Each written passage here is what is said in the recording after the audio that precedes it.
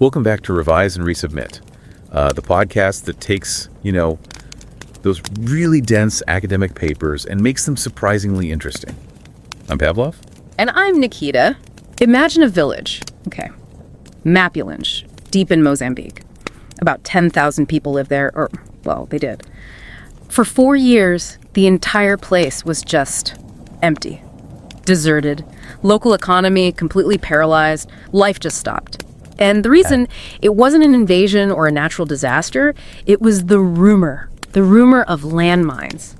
After months, literal months, of incredibly careful clearance work, you know what they found? Go on. Four landmines. Wow, just 4. That's it. 4 little hidden devices were enough to make 10,000 people flee and basically shut down a whole community for years. That really hits home, doesn't it? Yeah. It shows straight away that the damage from landmines isn't only about the awful moments when one actually goes off. Yeah. It's this huge, kind of suffocating economic weight that comes just from the threat. Exactly. The threat blocks roads, it stops trade, it messes up daily life. Right. And that idea that the real cost is bigger, it's spatial, it affects whole regions, that's really the core insight from this amazing piece of research we're looking at today.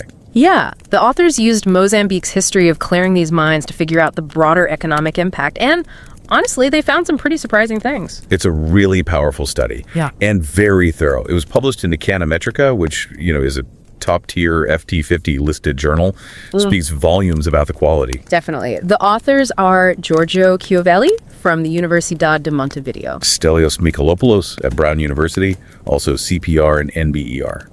Analyze Papayonu from London Business School and CEPR as well. A really strong team. Absolutely. So our plan today, especially if maybe you're just getting into academic research, thinking about your own projects, is to walk you through how these economists actually built their case. We want to focus on the structure, Yeah, like the theory behind it, how they wrestled with the data, which was not easy. Right.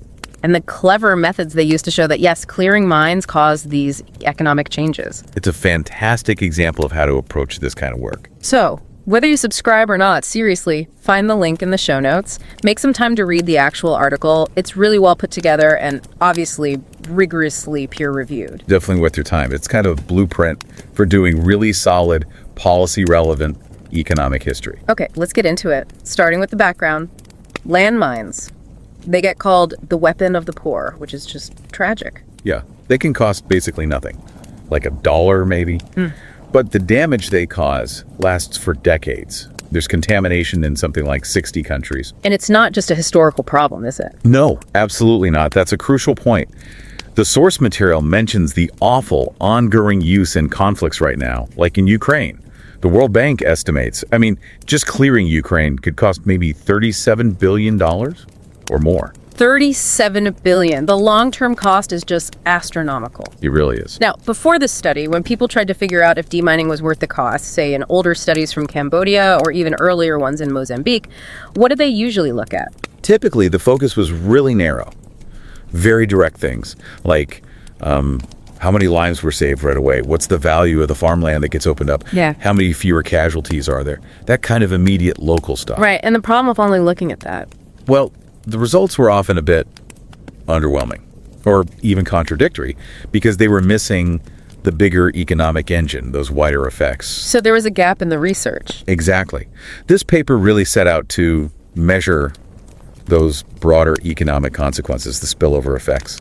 And Mozambique. That turned out to be the perfect place to do it, right? It really was. It's unique. As far as we know, it's the only country that went all the way from being classified as heavily contaminated back in 1992 after their civil war to being officially declared landmine-free in 2015. Wow, that whole transition. Yeah, that 23-year period. It gives you this amazing opportunity to study the long-run cumulative effects of systematically clearing mines. You just can't really do that anywhere else. Okay, so they found the right place, but then the data.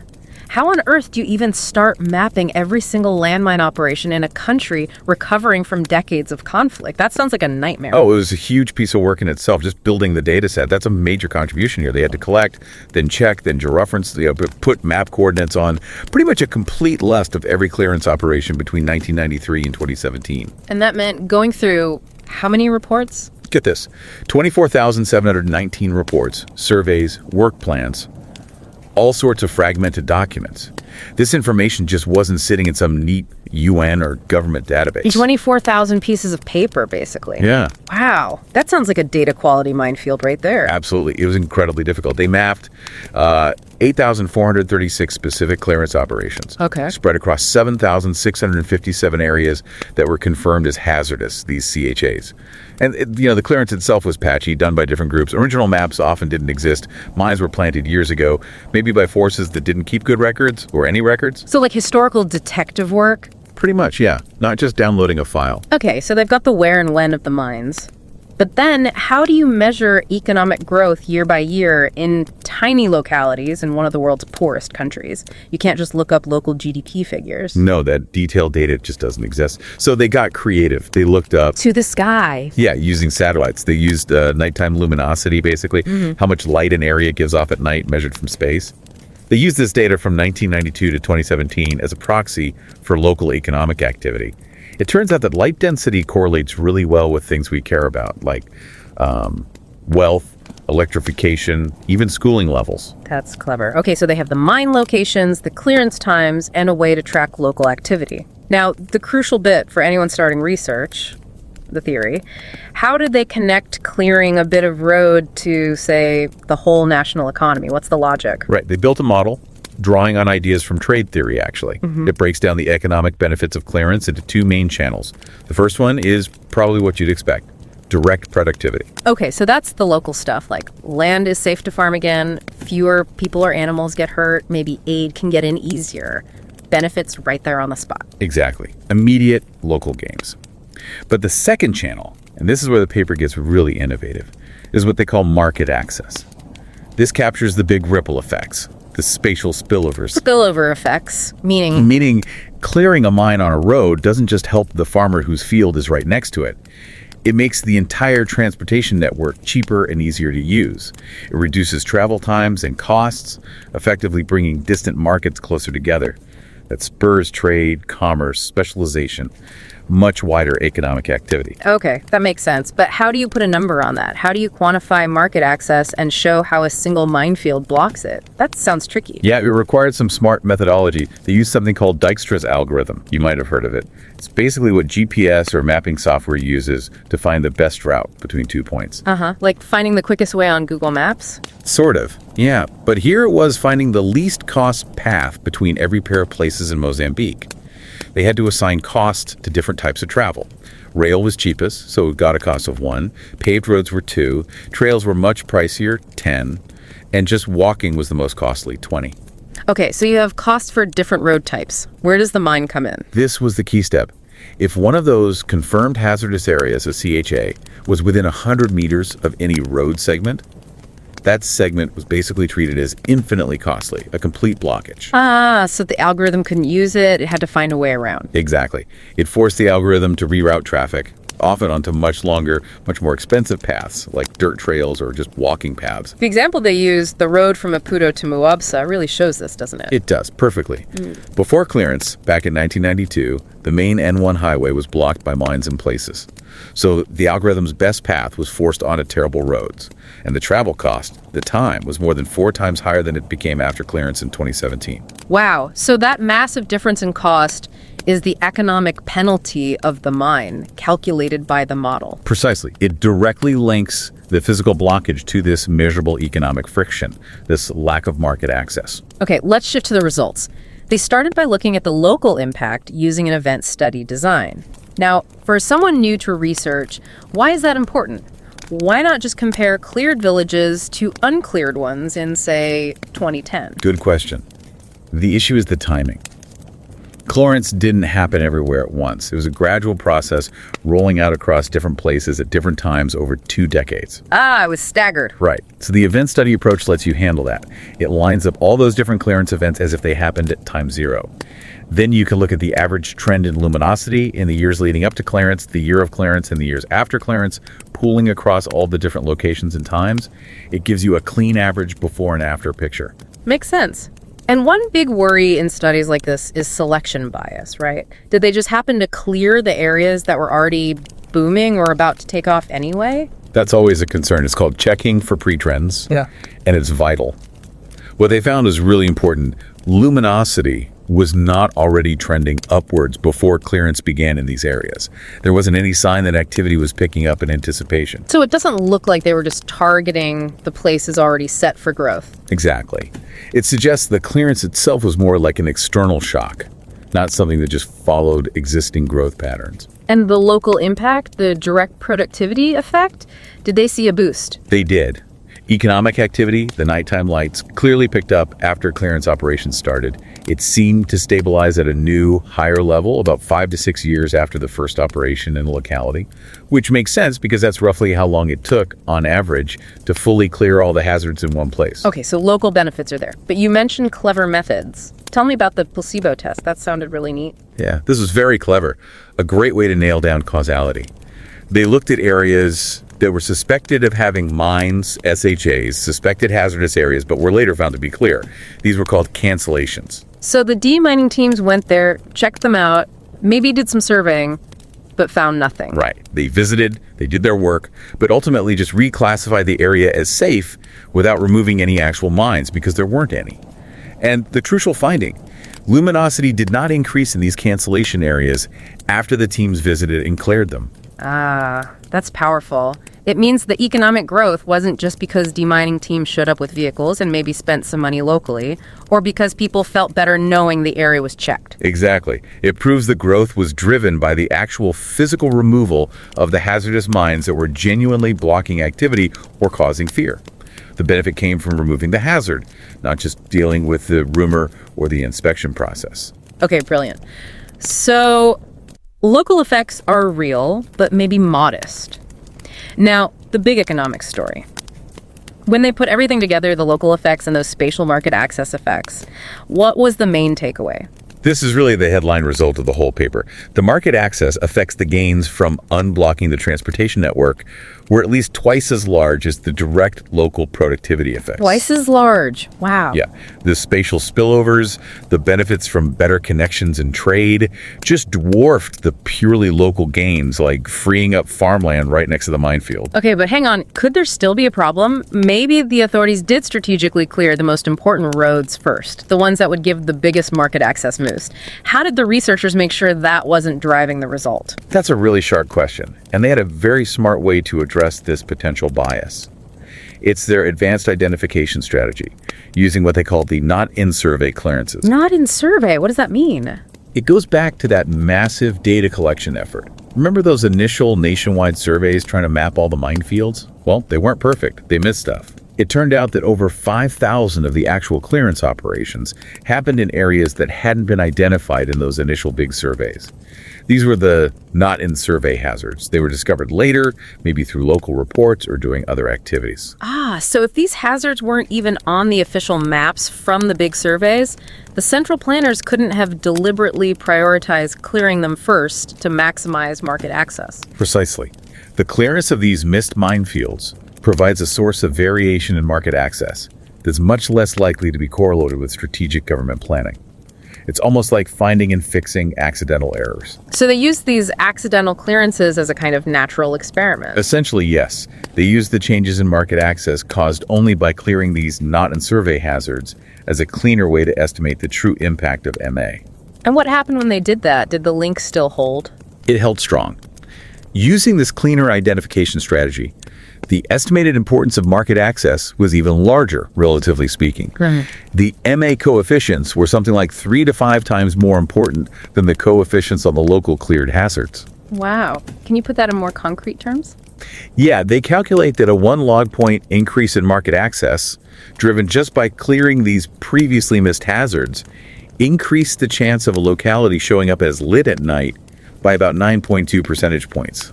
A really substantial effect. Okay, that's pretty convincing. So this has huge implications for policy, right? Especially for countries dealing with conflict recovery now.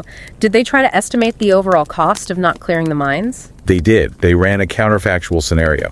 What if Mozambique had just stopped demining back in 1992? Assuming that the continued presence of mines would have also blocked road network expansion, they estimated that aggregate luminosity in 2017 would have been roughly 20% lower than it actually was. 20% lower overall activity. What does that mean in terms of places? It translates to about 244 localities that were lit in 2017, likely remaining dark. That's almost half of all the lit places in that year. A massive loss of potential development. Staggering. And what about the simple cost benefit? Did the money spent on demining pay off? Yes, especially when you factor in market access. The total cost of clearance was estimated pretty conservatively at around $290 to $320 million over those couple of decades. Okay. And the benefits. The economic benefits, the estimated boost to GDP, considering both the direct effects and these crucial market access effects, came out somewhere between $743 million and just over $1 billion. So the benefits clearly outweighed the costs, maybe 3 to 1. Easily. Yeah. But crucially, only when you properly account for those massive market access gains. If policymakers just focus on the immediate local benefits, they might wrongly conclude that demining isn't worth the investment. They'd be dramatically underestimating the true return. That's a critical message. And one final point they made was about coordination, right? Or the lack of it. Yes, this was also really insightful. They showed that because clearance was often fragmented, done by different organizations, without maybe a single overarching strategic plan focused on the transport network, there were big losses. They ran a simulation. What if clearance had been coordinated and prioritized? What if they had focused first on clearing the main arteries, the big development corridors, the main N1 highway? What would happen? Market access would have increased significantly more for the same clearance effort. It really highlights how important strategic, centralized planning is. Getting the biggest bang for the demining buck means thinking about the network, not just isolated spots. A big lesson for places like Ukraine today. Okay, let's try to wrap this up. For someone listening who's maybe starting their research journey, what are the key takeaways from this study? Well, first, landmine clearance definitely helps locally safer land, fewer casualties. That's important, but it's maybe only a modest part of the economic story. The really huge economic payoff comes from the spatial spillovers, from unblocking transportation and boosting market access. That's where the massive aggregate dividend lies. And methodologically? Methodologically, it shows the power of having the right theoretical framework thinking about market access, not just local productivity. And it highlights how crucial careful identification strategies are. Using things like the not-in-survey approach can help you isolate causal effects even when the real world is messy. It reveals these hidden economic forces. Great summary. That brings us pretty much to the end of our discussion. But as always, we want to leave you with something to think about, something that builds on this. That idea of spatial spillovers and blockages. Exactly. Landmines are obviously a human tragedy affecting trade and development, as this paper shows so well. But they're just one legacy of conflict. If a minefield blocks a road for trucks and trade, what else might it be blocking? Think about the environment. Oh, that's interesting. Like animal migration routes. Yeah, or access to water for livestock. Could the presence of mines dramatically reshape ecosystems? Could you use the same kind of spatial framework, this market access thinking, to look at the ecological costs? How have mines affected wildlife conservation, maybe biodiversity hotspots, the survival of certain species across these contaminated landscapes? It feels like a whole new avenue for research, applying these economic tools to environmental consequences. Definitely something to mull over. Yeah. How deep do the scars of conflict really go? A thought to consider until we talk again. And don't forget to subscribe to Revise and Resubmit on Spotify and Apple Podcasts. Until next time, keep those minds curious, keep questioning, and keep revising and resubmitting.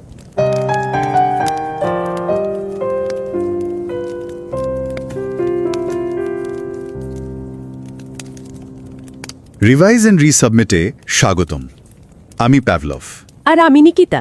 পল পটের একটা কথা আছে না, ওই যে কম্বোডিয়ার নেতা বলতেন ল্যান্ডমাইন হলো একদম পারফেক্ট সৈনিক, মানে ওর খাবার লাগে না, মাইনে দিতে হয় না, শুধু চুপচাপ বসে শিকারের জন্য অপেক্ষা করে।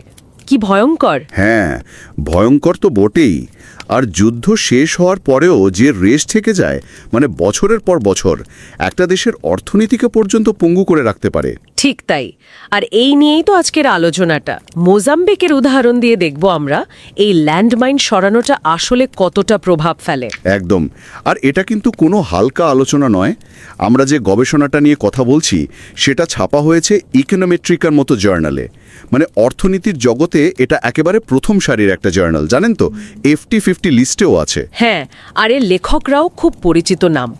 জর্জিও কিওভ্যালি আছেন, উনি ইউনিভার্সিদাদ দে মন্টেভিডিও ভিডিওতে, তারপর স্টেলিওস মিখালোপোলোস ব্রাউন ইউনিভার্সিটি, সিইপিআর, এনবিইআর এর সাথে যুক্ত, আর আছেন ইলিয়াস পাপাইওয়ানো লন্ডন বিজনেস স্কুল আর সিপিআর থেকে।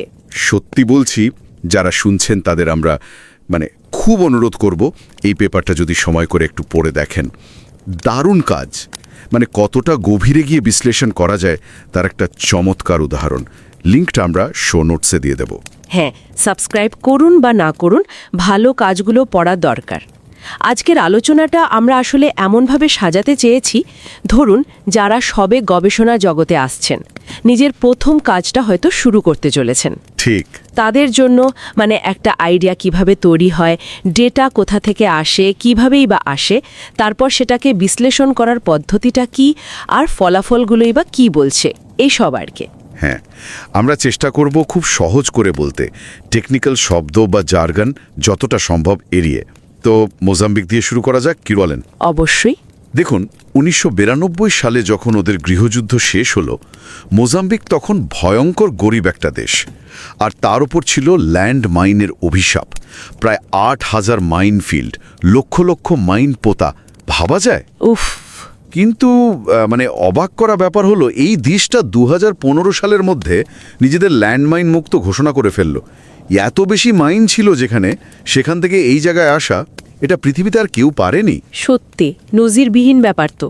আচ্ছা, এই ল্যান্ডমাইন নিয়ে তো অনেক কথাই হয়, মিডিয়াতে দেখি ওই প্রিন্সেস ডায়ানার অ্যাঙ্গোলা সফরের ছবিগুলো, মনে আছে? মানবিক দিকটা, হতাহতের সংখ্যা, এইগুলোই তো বেশি আসে। হ্যাঁ, সাধারণত ওই দিকটাতেই ফোকাসটা থাকে বেশি। কিন্তু এই মাইন সরানোর ফলে দেশের অর্থনীতিতে ঠিক কি হলো, টাকার অঙ্কে এর প্রভাবটা কি, এই নিয়ে কিন্তু খুব বেশি গবেষণা হয়নি। ও আচ্ছা, তার একটা গ্যাপ ছিল। হ্যাঁ, একটা বড়সড় গ্যাপই ছিল। কিছু গবেষণা হয়তো বলেছে কতজন বাঁচলো বা কতটা চাষের জমি পাওয়া গেল, এই অবধি। কিন্তু এই পেপারটা একটা আরও গোড়ার প্রশ্ন তুলেছে। আচ্ছা, মাইন সরালে সামগ্রিক অর্থনীতিতে ঠিক কি ঘটে? শুধু ওই সরাসরি লাভ, জমি ফেরত পাওয়া, নাকি এর বাইরেও কিছু আছে? ধরুন রাস্তাঘাট খুলে গেল, বাণিজ্য বাড়ল, এরকম কিছু? ইন্টারেস্টিং প্রশ্ন। কিন্তু ওই রকম একটা দেশে, যুদ্ধ প্রথম শেষ হয়েছে, গরিবই চরমে, ডেটা পাওয়া তো খুব কঠিন হওয়ার কথা, তাই না? লেখকরা এটা সামলালেন কিভাবে? ঠিক ধরেছেন, ডেটা পাওয়াই তো সবচেয়ে বড় চ্যালেঞ্জ। আর এখানেই এই গবেষণাটার একটা বিরাট কৃতিত্ব, বুঝলেন? ওরা যা করেছে সেটা এক কথায় অসাধারণ। মোজাম্বিকে যত মাইন সরানোর কাজ হয়েছে তার প্রায় সবগুলোর একটা পুরো জিও রেফারেন্সড ডেটাবেস ওরা তৈরি করেছে। সত্যি? কি করে সম্ভব হলো? অনেক খেটে। সরকারি ডেটাবেস তো ছিলই, IMSMA, তার সাথে হ্যালো ট্রাস্ট, NP এর মতো বড় বড় NGOদের রিপোর্ট, জাতিসংঘের আর্কাইভ, এমনকি পুরনো দিনের ইন্টারভিউ, সব জোগাড় করে সেগুলোকে মিলিয়ে যাচাই করে তারপর এক জায়গায় এনেছে। ভাবুন তো, প্রায় 25,000 রিপোর্ট আর 8,500 ক্লিয়ারেন্স অপারেশনের তথ্য। অবিশ্বাস্য। আচ্ছা, ডেটা তো না হয় পাওয়া গেল মাইন অপারেশনের, কিন্তু অর্থনৈতিক অবস্থা কি ছিল সেটা মাপলেন কি দিয়ে? জিডিপির তথ্য তো ওই পর্যায়ে পাওয়া প্রায় অসম্ভব। একদম। সেখানেই ওরা একটা চালু কিন্তু খুব কাজের পদ্ধতি ব্যবহার করেছে। স্যাটেলাইট থেকে তোলা রাতের আলোর ছবি, 1992 থেকে 2017 পর্যন্ত। ও, নাইট লাইটস ডেটা। হ্যাঁ, আইডিয়াটা খুব সহজ। যেখানে অর্থনৈতিক কার্যক্রম বেশি হয়, আলো তো সেখানেই বেশি জ্বলে, তাই না?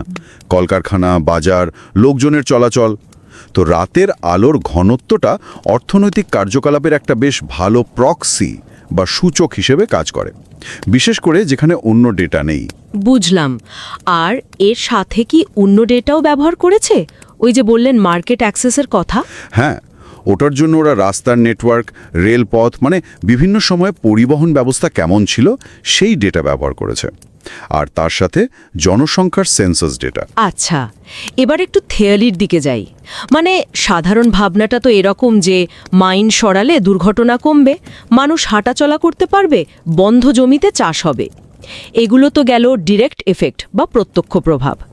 এই গবেষণা কি এর বাইরে কিছু বলছে? প্রত্যক্ষ প্রভাবগুলো তো আছেই, গুরুত্বপূর্ণ, কিন্তু মাইন সরানোর লাভটা আসলে তার চেয়েও অনেক বেশি হতে পারে। কারণ মাইন সরানোর ফলে শুধু ওই জায়গার উৎপাদনই বাড়ে না, অনেক সময় দূরে দূরে থাকা বিভিন্ন অঞ্চলের মধ্যে যোগাযোগের রাস্তা খুলে যায়, বাণিজ্যের পথ খোলে, এতে পুরো দেশের অর্থনীতি চাঙ্গা হয়ে ওঠে। এটাকে ওরা বলছে পরোক্ষ প্রভাব বা market access effects. Market access বা বাজারের সাথে সংযোগ, এই আইডিয়াটা যদি একটু সহজ করে বলেন, মানে জিনিস বানালাম কিন্তু বাজারে বেচতে পারলাম না, তাহলে তো লাভ নেই, ব্যাপারটা এরকম। একদম তাই। ধরুন একটা গ্রাম বা শহর দেশের অন্যান্য বাজারগুলোর সাথে কতটা সহজে কানেক্টেড, সেটাই হলো মার্কেট অ্যাক্সেস। আর এই কানেকশনটা নির্ভর করে মূলত যাতায়াতের খরচের উপর। এখন যদি রাস্তার ধারে বা রেল লাইনের পাশে মাইন পোতা থাকে, তাহলে তো হয় খরচ বাড়বে, নয়তো রাস্তাই বন্ধ হয়ে যাবে। ঠিক। মাইন সরালে সেই বাধাটা চলে যায়, খরচ কমে, কানেকশন বাড়ে, মানে মার্কেট অ্যাক্সেস বাড়ে। আর এর সুবিধাটা কিন্তু শুধু জিনিসপত্র কেনা বেচার মধ্যে আটকে নেই। সরকারি সাহায্য পৌঁছানো সহজ হয়, মানুষজন যাতায়াত করতে পারে, এক জায়গা থেকে অন্য জায়গায় কাজের খোঁজে যাওয়াও সহজ হয়। বোঝা গেল, বেশ গভীর ভাবনা তো। আচ্ছা, তাহলে এই দুটো প্রভাব, প্রত্যক্ষ আর পরোক্ষ, এই দুটোকে ওরা আলাদা করে মাপল কি করে? আর আসল প্রশ্নটা, এটা যে মাইন সরানোর জন্যই হচ্ছে, অন্য কোনো কারণে নয়, সেটা নিশ্চিত করলো কি উপায়? মানে কোরিলেশন নয়, কজেশনটা কিভাবে দেখালো? খুব জরুরি প্রশ্ন এটা, কারণ এমনিতেই তো উন্নতি হতে পারে, তাই না? এখানেই ওদের মেথোডোলজির কেরামতি। ওরা যেটা ব্যবহার করেছে সেটা অর্থনীতিতে খুব চালু একটা পদ্ধতি, ডিফারেন্স ইন ডিফারেন্স, বা সংক্ষেপে ডিআইডি। O, DID. হ্যাঁ, সোজা কথায় বললে ওরা তুলনা করেছে, যেখানে মাইন সরানো হয়েছে সেখানে মাইন সরানোর আগে আর পরে অর্থনৈতিক অবস্থার কেমন বদল হলো, আর সেটার সাথে তুলনা করেছে এমন জায়গার যেখানে তখনও মাইন সরানো হয়নি বা হয়তো মাইন ছিলই না। এই দুই বদলের পার্থক্যটাই হলো মাইন সরানোর প্রভাব।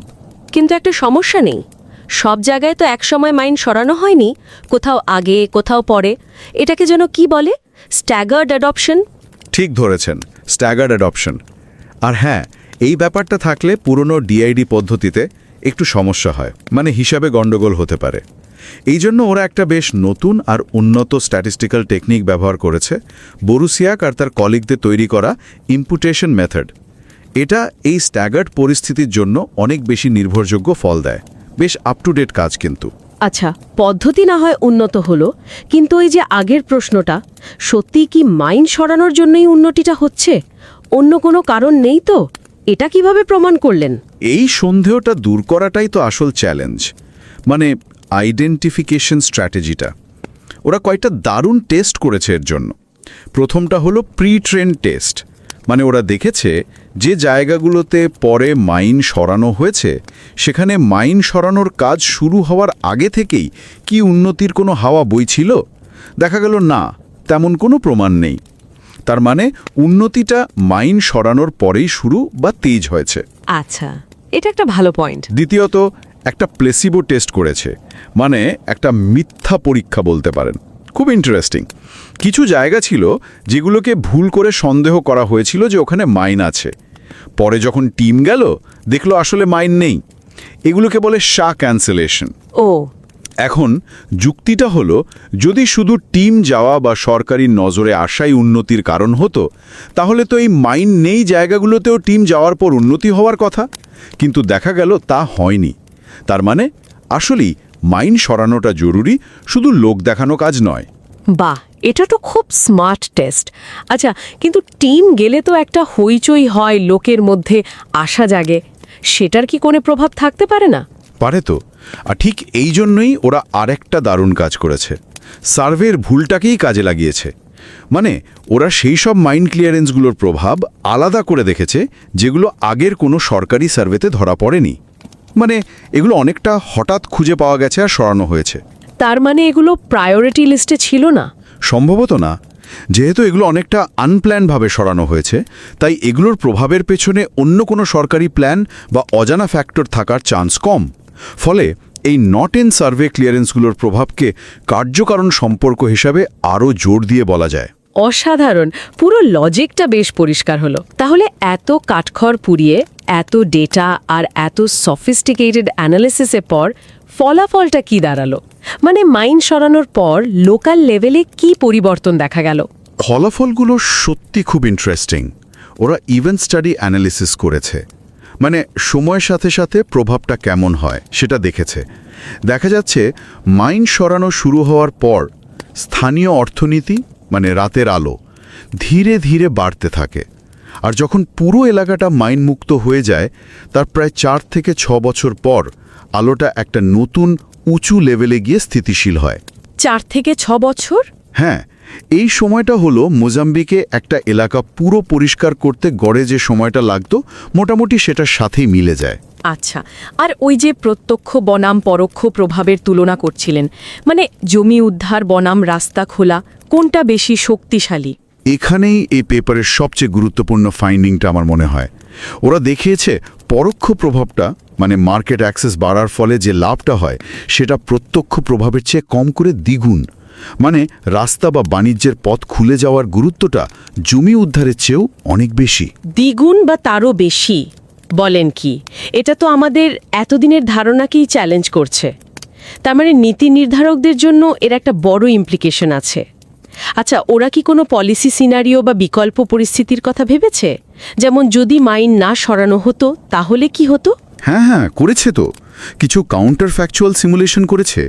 প্রথমত, ওরা দেখিয়েছে যদি মোজাম্বিকে কোনো মাইন সরানো নাই হতো, তাহলে 2017 সাল নাগাদ দেশটির মোট অর্থনৈতিক কার্যাবলী, মানে রাতের আলো, প্রায় 20% কম থাকত। বিশাল ব্যাপার। হ্যাঁ, আর এটাকে যদি জিডিপিতে ট্রান্সলেট করা যায়, তাহলে প্রায় 3.5 থেকে 5% জিডিপি কম হতো দেশটির। ভাবুন একবার। সাংঘাতিক। আচ্ছা, আর যেভাবে সরানো হয়েছে, মানে প্রক্রিয়াটা, সেটা কি সবচেয়ে ভালো ছিল অর্থনীতির দিক থেকে? না, সেখানেই একটা কিন্তু আছে। গবেষণাটা বলছে বাস্তবে কাজটা খুব একটা গোছানো বা সমন্বিত ছিল না। বিভিন্ন সংস্থা নিজেদের মতো করে অগ্রাধিকার ঠিক করে কাজ করেছে। লেখকরা সিমুলেশন করে দেখিয়েছেন যদি শুরুতেই একটা প্ল্যান করে প্রধান রাস্তাগুলো, মানে ধরুন বন্দর থেকে দেশের ভেতরের দিকের রাস্তাগুলো আগে মাইন মুক্ত করা হতো, তাহলে অর্থনৈতিক লাভটা আরও অনেক বেশি হতে পারত। ও, তার মানে শুধু কাজটা করাই বড় কথা নয়, কিভাবে করা হচ্ছে, কোনটাকে আগে করা হচ্ছে, সেটার উপর অনেক কিছু নির্ভর করছে। একদম। এই সমন্বয়ের অভাবে দেশটা হয়তো বেশ খানিকটা অর্থনৈতিক লাভ থেকে বঞ্চিত হয়েছে। আচ্ছা, শেষ প্রশ্ন। এত যে খরচ হলো মাইন সরাতে, প্রায় 290 থেকে 320 মিলিয়ন ডলার, সেটার তুলনায় লাভটা কি পোষালো? মানে খরচ সুবিধা বিশ্লেষণ কি বলছে? যদি শুধু ডিরেক্ট লাভটা দেখেন, মানে জমির দাম বা চাষ বাড়া, তাহলে হয়তো মনে হতে পারে খরচটা উসুল হলো কিনা সন্দেহ। কিন্তু যখন ওই মার্কেট অ্যাক্সেসের বিরাট পরোক্ষ লাভটাকেও হিসেবে ধরা হয়, তখন দেখা যায় মোট অর্থনৈতিক লাভটা খরচের চেয়ে বহুগুণ বেশি।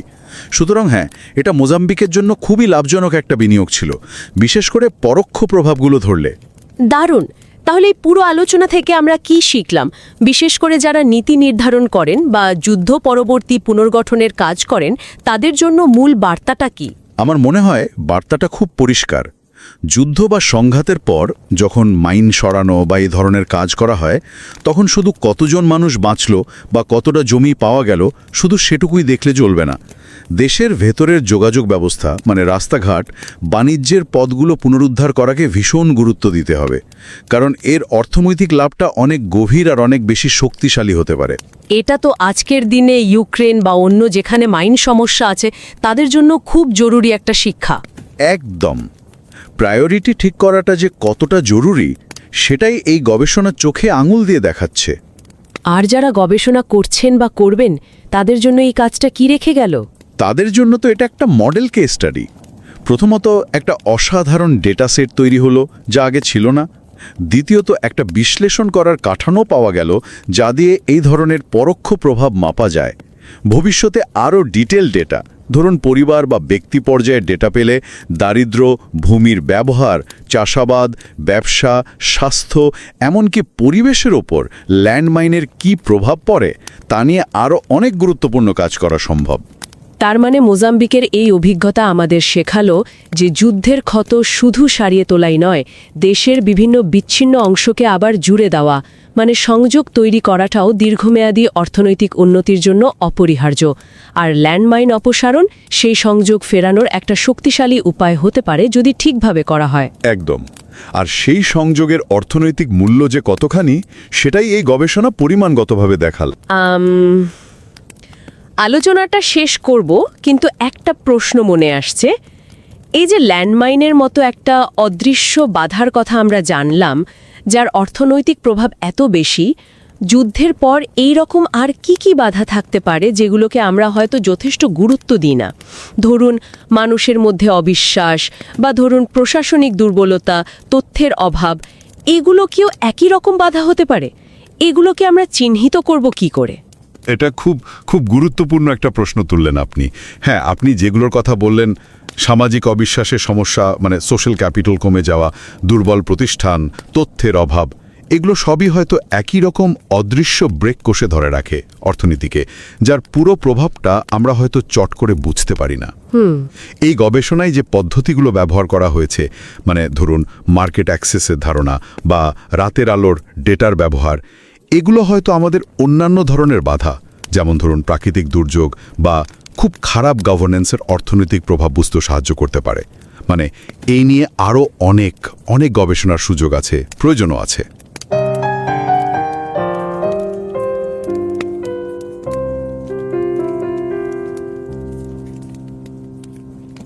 नमस्कार। रिवाइज एंड रीसबमिट में आपका स्वागत है। मैं हूं पावलोव। और मैं हूं निकिता। सोचिए एक ऐसा सैनिक जो न खाना मांगे, न पानी, न तनख्वाह, न आराम करे, बस अपने शिकार का इंतजार करता रहे सालों साल। कुछ रिपोर्ट्स के अनुसार कंबोडिया के खमीर रूज नेता पोल पॉट ने लैंडमाइंस को कुछ ऐसा ही एक उत्तम सैनिक कहा था।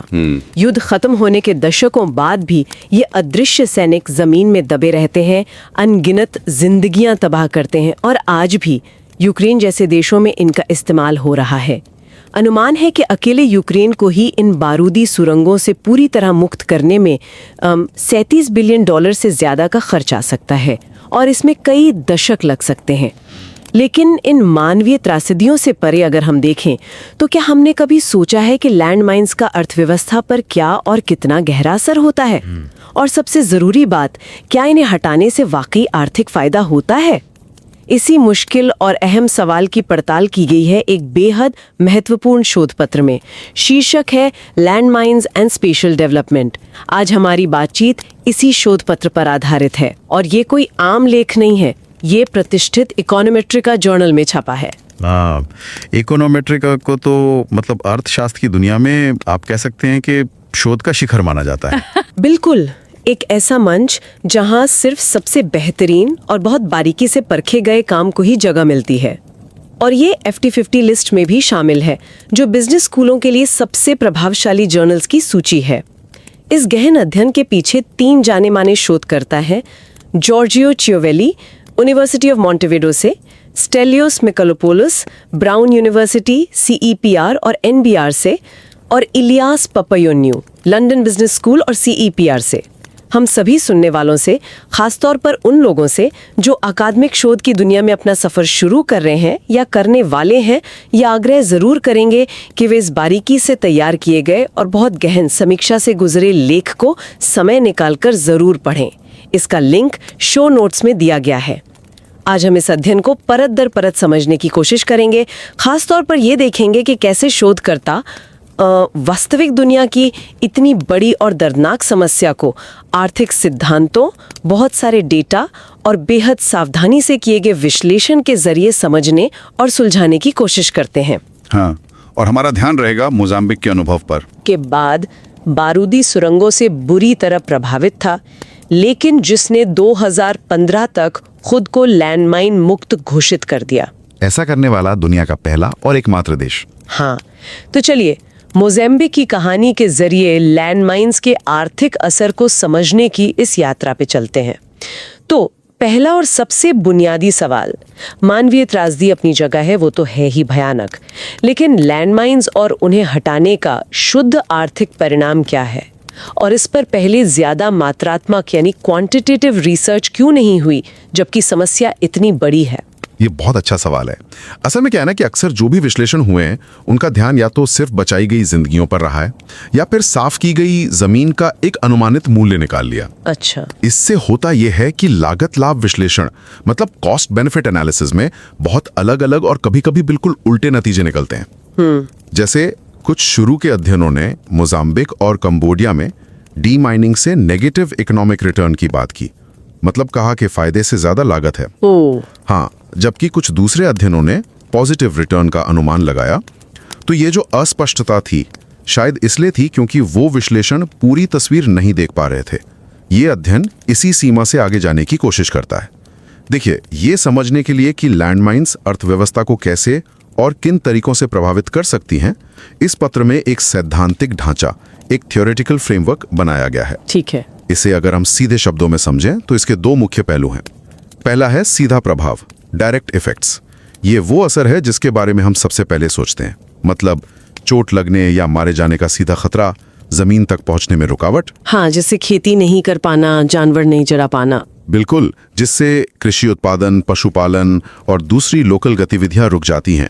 मॉडल में इसे लैम्डा अक्षर से दिखाया गया है। और जैसा मैंने कहा, ज्यादातर पुराने विश्लेषण इसी सीधे लोकल प्रभाव पर ही ध्यान देते थे। दूसरा पहलू, और यहीं पर यह पत्र वास्तव में कुछ नया कहता है, वो है अप्रत्यक्ष या स्थानिक प्रभाव, इनडायरेक्ट या स्पेशल इफेक्ट्स। स्पेशल इफेक्ट्स मतलब ये कि लैंडमाइन सिर्फ उसी जगह को प्रभावित नहीं करती जहां वे दबी हैं, वो परिवहन के रास्तों, सड़कों, पुलों, पगडंडियों को भी रोकती हैं। अच्छा, हाँ। इससे क्या होता है? व्यापार रुकता है, लोगों और सामानों की आवाजाही मुश्किल हो जाती है और किसी जगह की दूसरे बाजारों तक पहुंच सीमित हो जाती है। इसी प्रभाव को शोधकर्ताओं ने मार्केट एक्सेस कहा है और इसे मॉडल में म्यू अक्षर से दर्शाया गया है। मार्केट एक्सेस मतलब बाजार तक पहुंच। हाँ, बिल्कुल। सीधे शब्दों में मार्केट एक्सेस का मतलब है कि कोई जगह देश के बाकी हिस्सों और दूसरे बाजारों से कितनी आसानी से जुड़ी हुई है। आप जो बनाते हैं उसे बाहर ले जाकर बेचना कितना आसान है, और आपको जिन चीजों की जरूरत है, मान लीजिए बीज, खाद या रोजमर्रा का सामान, वो आप तक कितनी आसानी से पहुंच सकती हैं। लैंडमाइंस इसमें बहुत बड़ी रुकावट डाल सकती हैं, भले ही वो सीधे आपके खेत में ना हो। सोचिए, अगर वो आपके गांव तक आने वाली अकेली पक्की सड़क को ब्लॉक कर देती हैं, तो आपका मार्केट एक्सेस तो खत्म ही हो गया ना। हाँ, बात तो सही है। ये तो काफी दिलचस्प है। तो सिद्धांत ये कह रहा है कि बारूदी सुरंगों को हटाने से अर्थव्यवस्था को दो अलग अलग तरीकों से फायदा हो सकता है। एक तो लोकल लेवल पर जमीन का सेफ इस्तेमाल बढ़ना, खेती बढ़ना, जोखिम कम होना, वो लैम्डा प्रभाव। सही। और दूसरा शायद ज्यादा बड़े लेवल पर ट्रांसपोर्ट और ट्रेड के रास्ते खुलने से बेहतर कनेक्टिविटी और बाजारों तक पहुंच, जिसे म्यू प्रभाव या मार्केट एक्सेस कह रहे हैं। पर क्या ये मार्केट एक्सेस वाला प्रभाव वाकई इतना जरूरी हो सकता है? आमतौर पर तो ध्यान सीधे इस नुकसान पर ही जाता है। बिल्कुल, और यही इस शोध का केंद्रीय तर्क है कि हाँ, ये मार्केट एक्सेस प्रभाव न सिर्फ महत्वपूर्ण है, बल्कि शायद स्थानीय प्रभाव से कहीं ज्यादा बड़ा हो सकता है। लेकिन अब सवाल यह था कि इसे साबित कैसे किया जाए, खासकर मोजाम्बिक जैसे देश में जो अभी युद्ध से बाहर निकला था। आंकड़े जुटाना और विश्लेषण करना एक बहुत बड़ी चुनौती थी। हाँ, मैं वही सोच रही थी, इसे मापना कैसे संभव हुआ होगा इतने बड़े पैमाने पर और इतने सालों के दौरान। ये तो एक जबरदस्त डेटा चुनौती लगती है। आपने बिल्कुल सही समझा, और यहीं पर इस पत्र का एक बहुत बड़ा योगदान सामने आता है, डेटा कलेक्शन। ये समझना बहुत जरूरी है, खासकर उन लोगों के लिए जो रिसर्च में नए हैं, कि बेहतरीन रिसर्च के लिए अक्सर जमीन पर उतरकर बहुत मेहनत से बिखरे हुए आंकड़ों को इकट्ठा करना और सहेजना पड़ता है।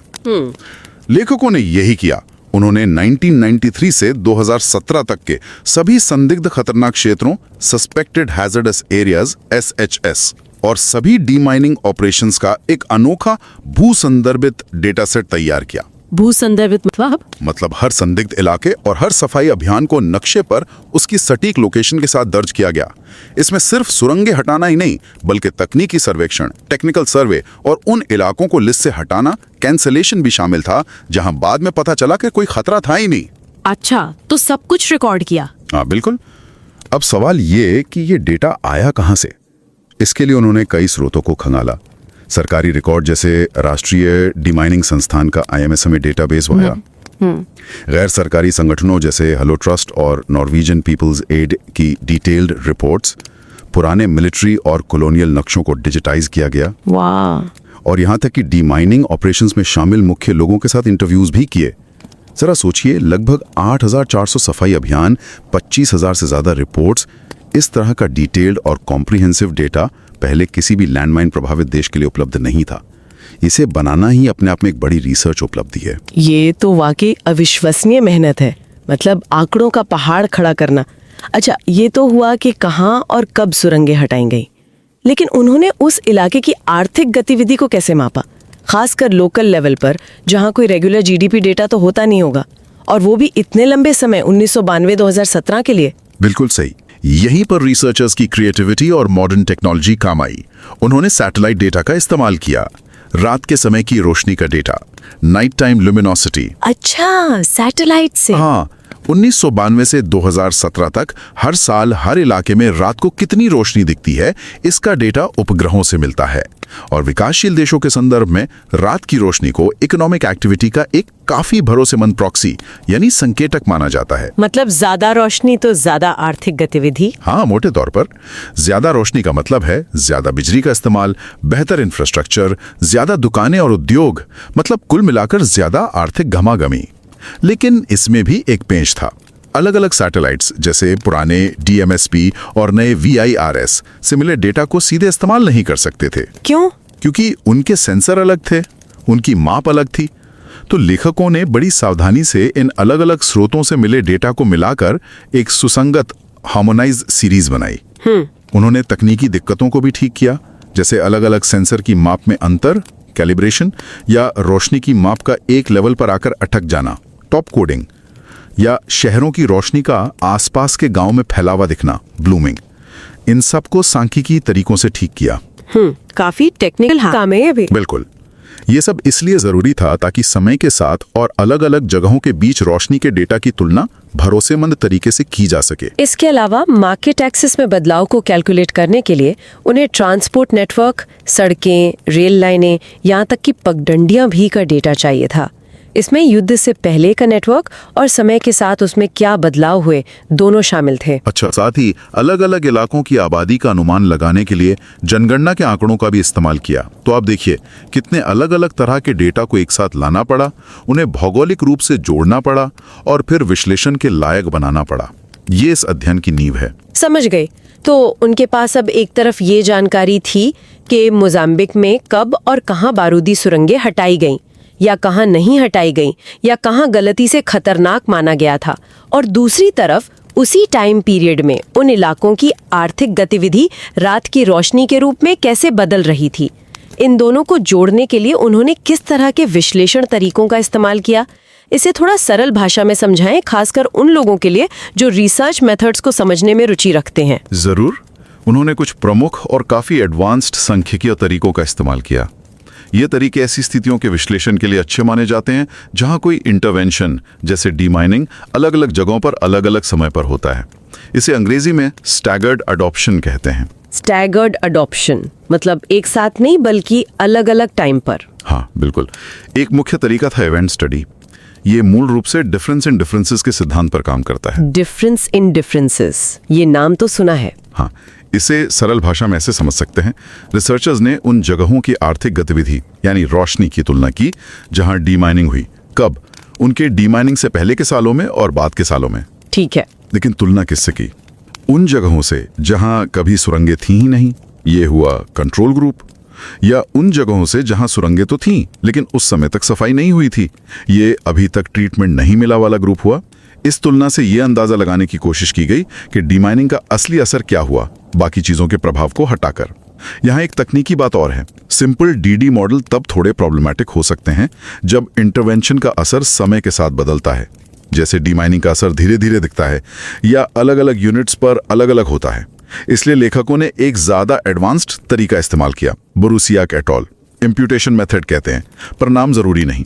यह तरीका मूल रूप से बेहतर अनुमान देता है ऐसी जटिल स्थितियों में। अच्छा, तो इस एडवांस्ड इवेंट स्टडी विश्लेषण से क्या मुख्य नतीजे निकले? क्या डीमाइनिंग के बाद रोशनी वाकई बढ़ी? हाँ, कई महत्वपूर्ण और दिलचस्प बातें सामने आईं। पहली बात, डीमाइनिंग के बाद उन इलाकों में रात की रोशनी बढ़ी, लेकिन यह असर फौरन नहीं हुआ।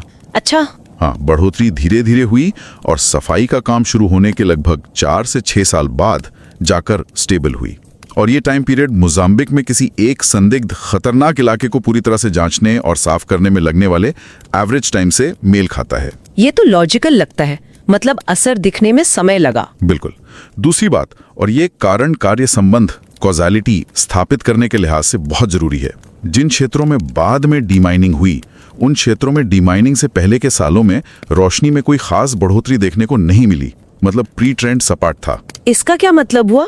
इसका मतलब ये हुआ कि ऐसा नहीं था कि डीमाइनिंग टीमें जानबूझकर उन इलाकों को चुन रही थीं जो पहले से ही तेजी से इकोनॉमिकली ग्रो कर रहे थे। अगर ऐसा होता तो हमें सफाई शुरू होने से पहले ही उन इलाकों में रोशनी बढ़ती हुई दिखनी चाहिए थी। अच्छा हाँ, तो ये सिलेक्शन बायस वाली प्रॉब्लम नहीं थी। सही कहा। ये पैरेलल ट्रेंड्स की धारणा को मजबूत करता है जो डीमाइनिंग विश्लेषण के लिए जरूरी है। और तीसरी बात, रिसर्चर्स ने एक और बहुत चालाकी भरा टेस्ट किया, जिसे प्लेसिबो टेस्ट कह सकते हैं। Placebo test? हाँ, उन्होंने उन घटनाओं का विश्लेषण किया जहां डीमाइनिंग टीमें उन क्षेत्रों में गईं जिन्हें पिछले सर्वे में खतरनाक मान लिया गया था, लेकिन जहां असल में कोई बारूदी सुरंग नहीं मिली। इन्हें रिसर्चर्स ने रद्दीकरण कहा।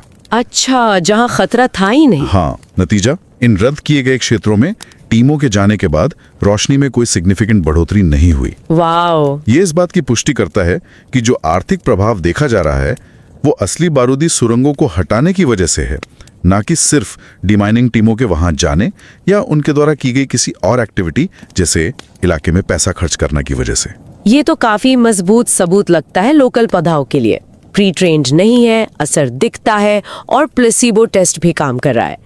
लेकिन उस बड़ी तस्वीर का क्या? वो मार्केट एक्सेस वाला आइडिया जिसके बारे में हमने शुरू में बात की थी, क्या विश्लेषण उसे भी पकड़ पाया और उसके महत्व को आंक पाया? बिल्कुल। इवेंट स्टडी लोकल प्रभावों को देखने के लिए बहुत अच्छी है, लेकिन रिसर्चर्स पूरी अर्थव्यवस्था पर पड़ने वाले कुल प्रभाव को समझना चाहते थे, जिसमें लोकल और स्पेशल मार्केट एक्सेस म्यू दोनों शामिल हों। हाँ। इसके लिए उन्होंने अपने सैद्धांतिक मॉडल का अनुमान लगाया। इस मॉडल में लोकल सफाई का प्रोडक्टिविटी पर असर लैम्डा और ट्रांसपोर्ट लिंक्स के जरिए मार्केट एक्सेस में बदलाव का असर म्यू दोनों को एक साथ शामिल किया गया। और यहां नतीजे वास्तव में चौंकाने वाले थे। मॉडल ने पाया कि लोकल प्रभाव लैम्डा और मार्केट एक्सेस प्रभाव म्यू दोनों ही सांख्यिकीय रूप से महत्वपूर्ण हैं और आर्थिक गतिविधि रोशनी को बढ़ाते हैं। ठीक है, लेकिन मार्केट एक्सेस प्रभाव यानी ट्रांसपोर्ट रूट्स के खुलने और व्यापार के आसान होने का प्रभाव कहीं ज्यादा बड़ा पाया गया। कितना ज्यादा? जब उन्होंने दोनों प्रभावों के मानकीकृत गुणांकों स्टैंडर्डाइज्ड कोएफिशिएंट्स की तुलना की, जैसा स्टडी की टेबल 3 में दिखाया गया है, तो पाया कि मार्केट एक्सेस प्रभाव संभावित रूप से सीधे लोकल प्रभाव से 2 से 3 गुना तक बड़ा हो सकता है। 2 से 3 गुना बड़ा? अरे बाप रे, ये तो वाकई बहुत महत्वपूर्ण खोज है।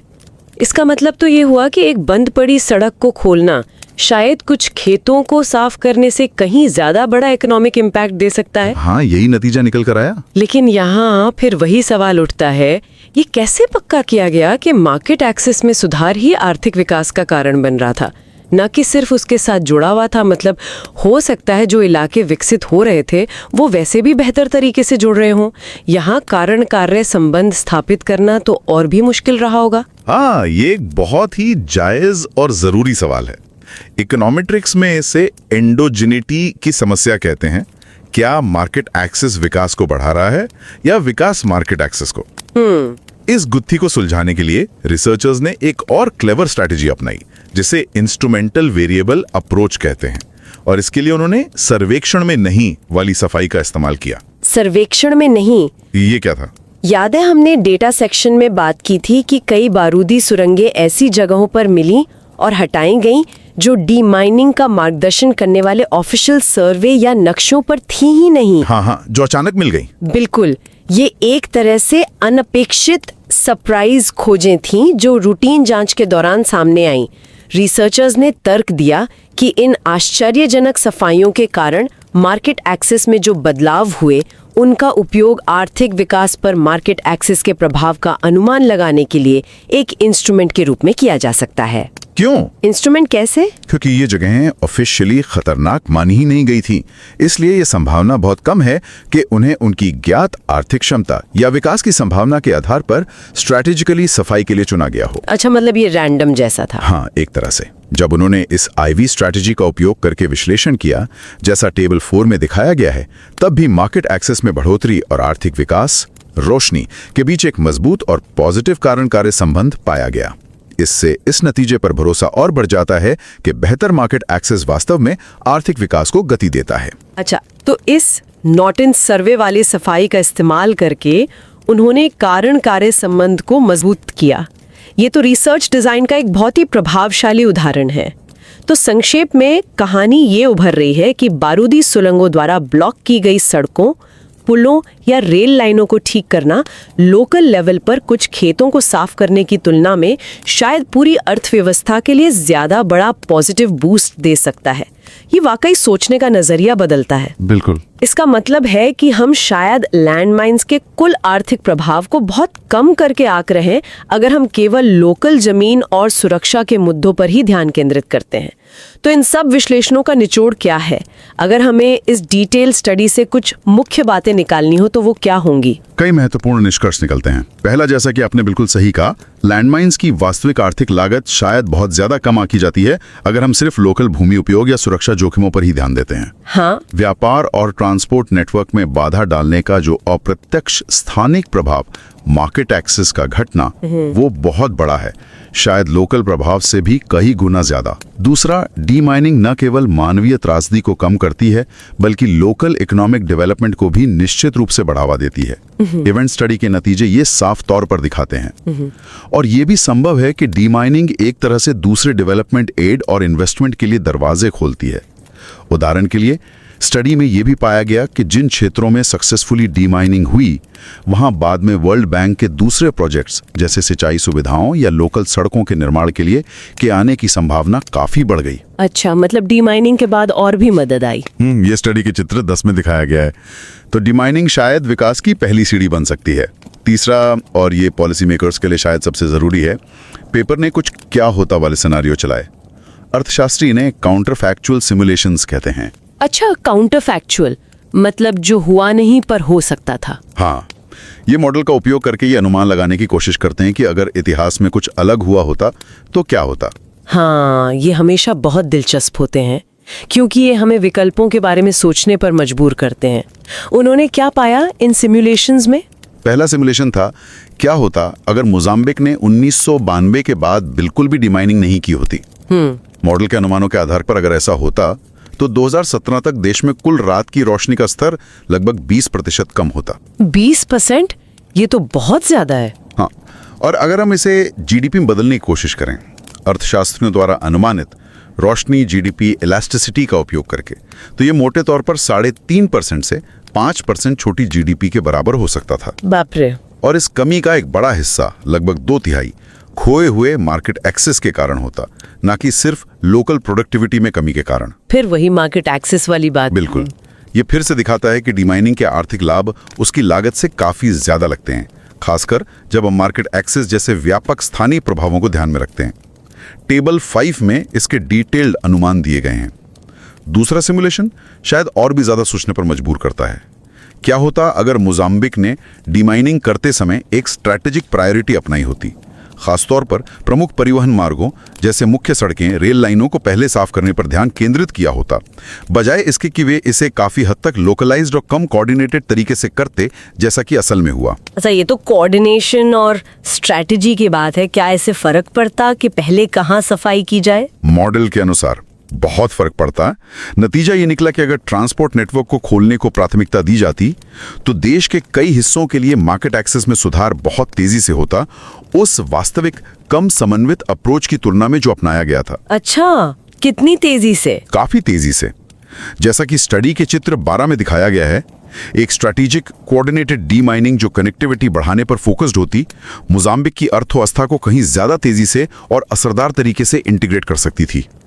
ये असल दुनिया में हुए विखंडन, फ्रैगमेंटेशन और शायद समन्वय की कमी की आर्थिक लागत को उजागर करता है। अद्भुत। ये वास्तव में दिखाता है कि डिमाइनिंग की प्लानिंग कैसे की जाती है। ये इकोनॉमिक रिकवरी की स्पीड और इम्पैक्ट के लिए कितना ज्यादा मायने रखती है।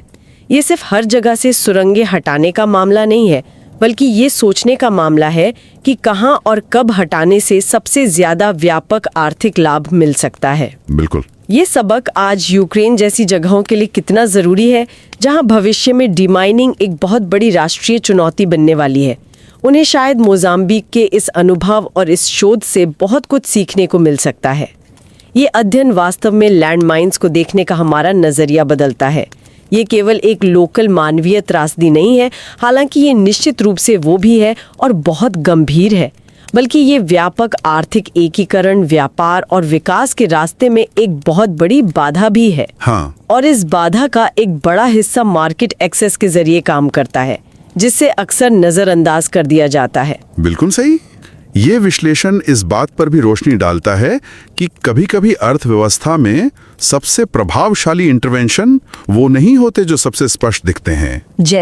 जैसे एक दूर के खेत को लैंडमाइन से साफ करने से उस खास किसान या समुदाय को सीधी मदद मिलती है, जो बेशक बहुत जरूरी है, लेकिन एक प्रमुख बंद पड़ी सड़क या पुल को साफ करने से मुमकिन है कि कई समुदायों को फिर से जोड़ा जा सकता है, व्यापार और लोगों की आवाजाही बढ़ सकती है और इस तरह व्यापक और शायद ज्यादा बड़े आर्थिक लाभ पैदा हो सकते हैं।